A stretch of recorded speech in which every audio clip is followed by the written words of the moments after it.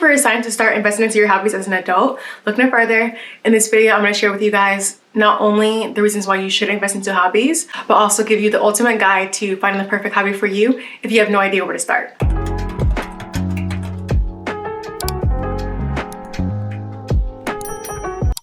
I don't know about you guys, but I feel like, I don't know what happened between the transition from childhood to adulthood to where hobbies just got completely lost in translation. I feel like when I was a little kid, like I was so invested into so many things. Like I was in swimming, I was in dance, soccer, martial arts. That's a privilege in itself to even be able to say that because my parents involved me in so many different things. But I was a really busy child. So I'm like, where did all that go? The things that I remember from being a child is that I was always so busy, but I was always very well-rounded as well. I was involved in extracurriculars. I was involved in different sports teams, dance teams, things like that. I feel like when you enter adulthood, I feel like it's even harder to be more intentional about investing into your hobbies. But having hobbies is one of the most important things to have to create a well-rounded, fulfilling life. The first reason why you should invest into a hobby is that it increases personal growth. When you're investing in your hobbies, it gives you the opportunity to be able to really challenge yourself. As human beings, I feel like we constantly need something to aspire to or to gravitate towards that I feel like we can learn and challenge ourselves and grow intellectually without it having to do with the work. We desire to elevate and to constantly keep growing. I think it's also necessary to have that desire to grow without the need of like instant gratification. Just doing something that just brings you just joy and that you do for yourself, that you don't do for your friends, for your family, for work or a certain status. It's just for like your own personal growth and development. You can actually learn a lot about yourself when it comes to hobbies. It can help boost creativity. It can also just help you grow overall as an individual as well. I feel like I never realized how important hobbies were or just being a part of a team until I got older. I feel like from every hobby that I've been a part of growing up, I feel like I've took something from it. I feel like in my adult life, I've been trying to be more intentional about investing more into my hobbies. As a child, I did a lot of dance. So through that, I was able to have, creative expression and learn those necessary skills like being a part of a team, building that discipline, just overall just self-expression as well. But as an adult, once you graduate,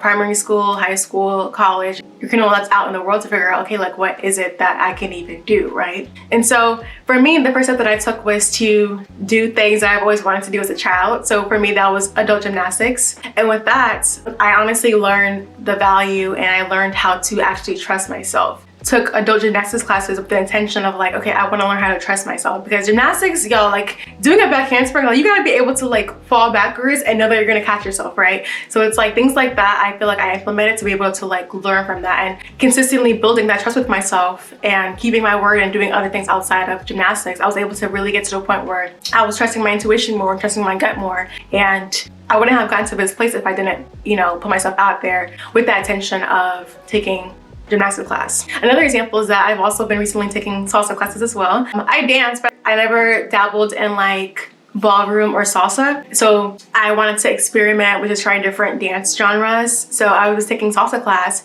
For most ballroom style classes, like the men has to lead, right? And so for me, I had a tough time in the beginning, like learning how to let the men lead because if I'm being honest, a lot of the men didn't know how to dance, okay? Like they just didn't know how to dance. So, but for me, like I had to learn how to release that control and just surrender myself to the process and not always have to be in control when it comes to like everything, right?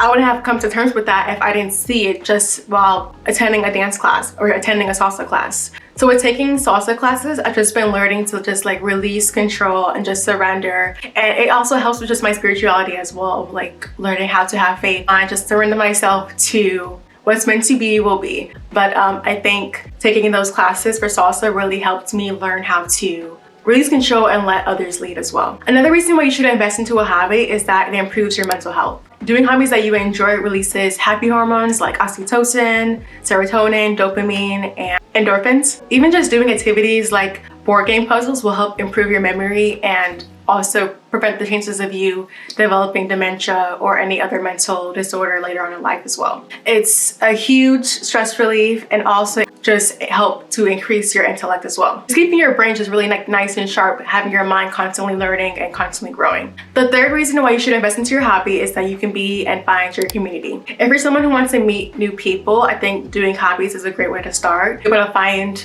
new relationships and friendships with people that have the same interests as you. Different social activities gives you the chance to really just build on those social skills and really enhance your social life as well. Especially when you're an adult, I feel like it's so hard to really like meet people. Like outside of work, it's really hard to meet people and find community. So investing yourself into hobbies, whether it's like finding a gaming group or finding a book club or just anything that you feel like you can share with like-minded individuals to really connect with and create a bond with, so that way you can find people who are similar to you that you guys can kind of like form a friendship, and you can potentially create and form lifelong connections and relationships. And if you're someone who is more introverted or you have a hard time finding groups, I definitely recommend an app called Meetup. My therapist recommended it to me. You can pretty much just type in whatever group that you're interested in. So if it's like a cooking class, or you want to find people who also love reading fiction books, or people who love dealing with arts and craft, you'll be able to find that through the Meetup app. You can also do Facebook groups. There's just multiple ways where you can really find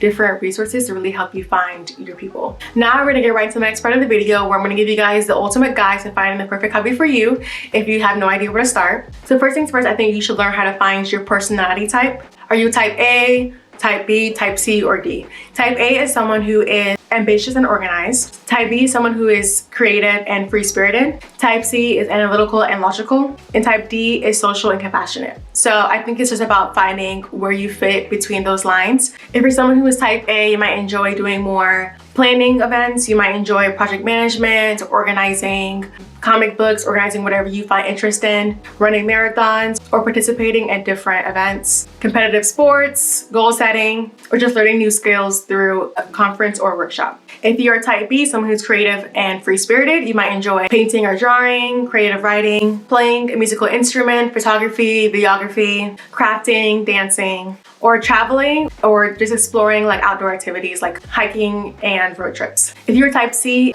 analytical and logical, you might enjoy doing board game puzzles, coding and programming, mathematical problems, building and tinkering with different like inventions or just electronics or robotics, learning a new language. If you are type D, social and compassionate, you can start by going to different volunteer events, hosting dinner parties with your friends and your loved ones, advocating for social causes or activism, being involved in different theater groups, attending networking events, or joining a gardening club. From there, you can also just start to explore your childhood hobbies. So remember the things that you've done when you were a child. Like for me, like I used to love playing video games with my brothers. I used to love painting and writing. And so a lot of things that I do now that I invest into my hobbies are things that I've done when I was a childhood that I brought into my future. And I feel like I enjoy it the same way that I enjoyed it as a child. If you want to take it a step further, you can even do a personality quiz. I will send you guys the link below so you can figure out your personality, but I am an INTJ. INTJs are known for their analytical and strategic minds. They're often drawn to hobbies that allow them to explore complex systems, pursue intellectual challenges, and engage in solitary activities that stimulate their minds. So for someone like me who's an INTJ, I'm doing a lot of like reading, researching, playing board games, outdoor exploration, learning new skills are something that fit into my personality type. Another personality type is an INFJ. INFJs are known for their compassion, creativity, and deep sight into human nature. They often take hobbies that allow them to express their creativity, connect with others on a deeper level, and make a positive impact on the world. So a couple of hobbies if you are INFJ is creative writing, music, nature walks, yoga and meditation, traveling, just overall therapeutic activities. Investing into hobbies has so many amazing benefits that will make you more of a well-rounded individual and just help overall just create a more fulfilling life. And honestly, just having hobbies in your life just makes life just worth living. Life is way more about just work. It's also about doing things that we're passionate about and just being community and doing what we love. But that is it for today's video. Thank you guys so much for watching. Comment down below any hobbies that you guys found interesting that I mentioned, or any hobbies that you currently do if you are someone who dabbles in hobbies. That is it for today's video. Don't forget to like, comment, and subscribe, and I'll see you guys for another video. Bye.